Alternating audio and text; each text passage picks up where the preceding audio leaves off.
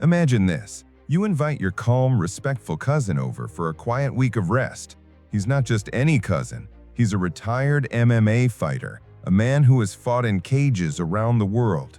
One morning, he goes for a simple jog, but within minutes, he's surrounded by HOA cops who think he doesn't belong.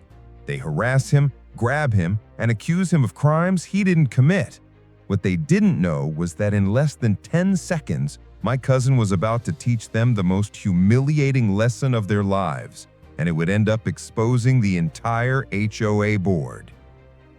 HOA cops harassed my cousin, didn't know he's a professional MMA fighter. I've lived in New Haven, Connecticut for nearly 8 years. Quiet gated community, clean sidewalks, manicured lawns. Everything here matched: the mailboxes, the driveway widths, even the paint swatches on people's shutters. It was the kind of place where people paid extra just to feel safe. But in reality, the HOA here was more obsessed with control than with safety. So when my cousin Diego called me from Mexico City and said he needed a break, I told him to come stay with me for a week. Diego wasn't just family, he was like a brother to me. Calm, disciplined, the type of guy who wakes up at sunrise without an alarm, makes strong black coffee, and jogs before most people hit snooze. He was simple: 2 running outfits, a tub of protein powder, and his rosary. That was it. The first morning he was here, 6:30 a.m., Diego slipped out in a gray hoodie and joggers, earbuds in. I was half asleep when I heard the front door close. By 6:44, my phone buzzed. It was a text from him. "Your neighborhood guards are following me. Should I be concerned?" Guards? What guards? I thought. I didn't even know our HOA had a security team. The last I remembered, we just had an old couple doing neighborhood watch in a golf cart. But apparently, while I was working late nights and minding my own business, Richard Hayes, yes, that Richard, the HOA vice president, decided we needed something more professional.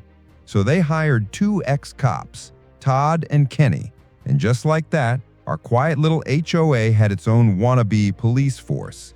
Picture this: 2 middle-aged men, crew cuts, bellies they tried to hide with windbreakers, aviator sunglasses that screamed overcompensating, radios clipped to their belts like they were on duty in downtown LA. Instead, they were patrolling empty tennis courts and bird feeders. That morning, they spotted Diego, a tan guy in a hoodie jogging at sunrise. To them, he didn't fit their picture-perfect neighborhood mold. They immediately radioed in. "Possible 419, suspicious male, no ID, looks agitated." Agitated? The man was literally listening to Bon Jovi and doing knee raises. They stalked him across the park until finally blocking his path near the tennis courts. Kenny, the taller one, stepped in front of him. "Sir, stop right there. We've had reports of suspicious activity." Diego slowed, confused. He pulled one earbud out. "I'm jogging." Todd crossed his arms. "Where's your ID?" Diego chuckled. "I don't jog with ID, amigo." Wrong word, amigo. The moment he said it, I swear Kenny stiffened like he'd been personally insulted. "Do you live here?" Kenny demanded. "My cousin does," Diego answered. "What's his name?" Todd pressed. Diego thought for a second. Then he said it flat. "Chab." I nearly spit out my coffee later when I heard about it. But Todd and Kenny didn't think it was funny. They pressed harder, accused him of matching the description of a shoplifter from yesterday, wouldn't let him pass.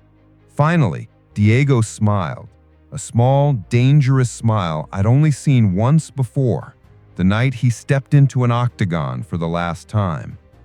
"Do I also match the description of someone who's about to embarrass you in front of your friend?" That's when Kenny reached for his arm, and that's when everything went wrong.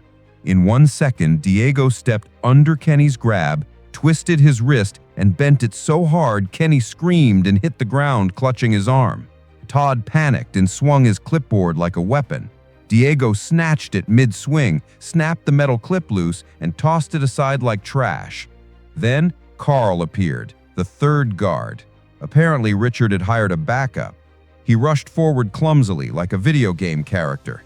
Diego dropped low, pivoted, and kicked Carl in the knee. The man went down hard, crying out as his leg buckled. Todd tried to run. Diego wasn't finished. He circled, waited, then spun with a back heel into Todd's ribs. The man gasped, doubled over, collapsed to his knees. Less than 10 seconds, all three guards on the ground, moaning, broken wrist, smashed knee, bruised ribs. Diego wiped his sweat from his forehead and calmly asked, "You guys okay?" None of them answered. He slid his hoodie back on, reinserted his earbuds, and jogged away. But 20 feet down the path, he paused, looked back. Next time, just let me jog. By then, a few neighbors had peeked out. Mrs. Patel dropped her watering can in shock. Someone filmed the whole thing on their phone. Within hours, the video was online.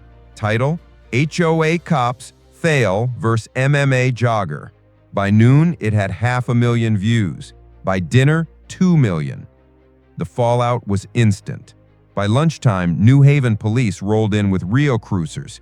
Officer Ramirez, a guy I'd seen at HOA meetings before, recognized Diego immediately.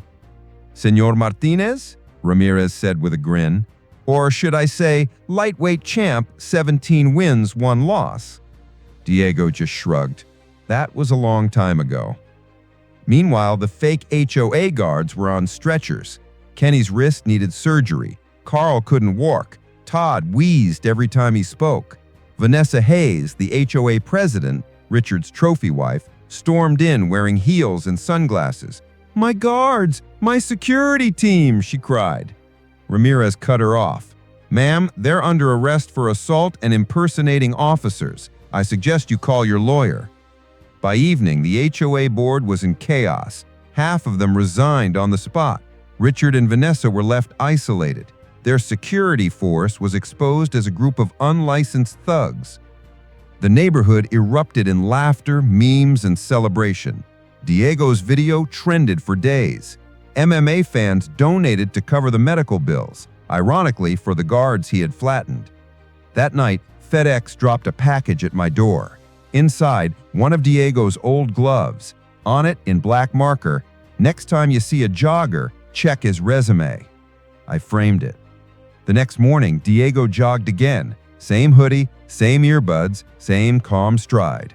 Only this time, no guards, no harassment. Just Mrs. Patel waving from her porch, smiling wide. And that, my friends, is how one HOA tried to flex power and ended up on the wrong end of an MMA highlight reel.